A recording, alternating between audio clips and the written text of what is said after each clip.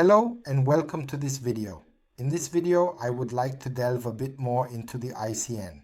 The ICN is this area that I can freely and easily dock in HiCAD, which I can also conveniently bring to a second screen. And now at this moment in time, I want to go into the different areas. Here, I have the ability to switch back and forth between views. The views that I have are also displayed here. To do this, I simply just create a cube and place it in the construction and then proceed. And I basically want to create and generate different views from this cube here, essentially just to actually show it. You can see here that I have different views, a front view and a side view. They are also displayed to me in the graphic.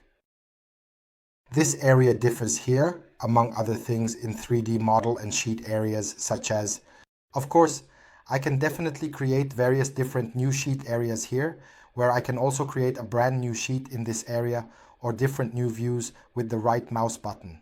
I also always have the option to absolutely change the display here.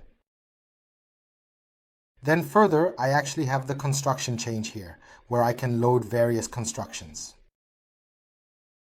In the lower area, you will find the next undock windows, which are also divided into different areas that I can arrange differently here, just as everyone wants to have them, providing flexibility and customization options. This flexibility ensures that each user can set them up in a way that best suits their individual needs and preferences, making the interface user-friendly. Here, in principle, the most important thing from my point of view is the so-called feature. This is the history of how a part was created.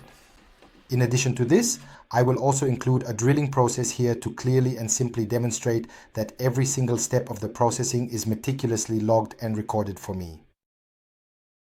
I see here that depending on which specific processing step I go to, either the processing step or the part gets highlighted. By simply double-clicking, I can go back to editing here and change the values at any time. Here, in this particular context, I could definitely easily change the diameter. HCM is fundamentally the dependencies that can be clearly defined. That means, when working parametrically here, I essentially have the option of two steps, where I basically have the HCM twice, listing my dependencies. I will just show these dependencies in further videos. Additionally, there is the graphic here. This means that depending on which part is selected, I see this graphic here. Properties simply and clearly display the properties of the respective and corresponding part. If I work parametrically using variables, then these parts will also be displayed. Now it continues that in this large area, which I have also represented here, I have two structures. One is the part structure, which also shows me the views. That means if I mix D, I can also manage these parts here in D dimensions. Furthermore, here are the part structures. This sign, this yellow sign, simply tells me that this part, this construction, has not been saved yet.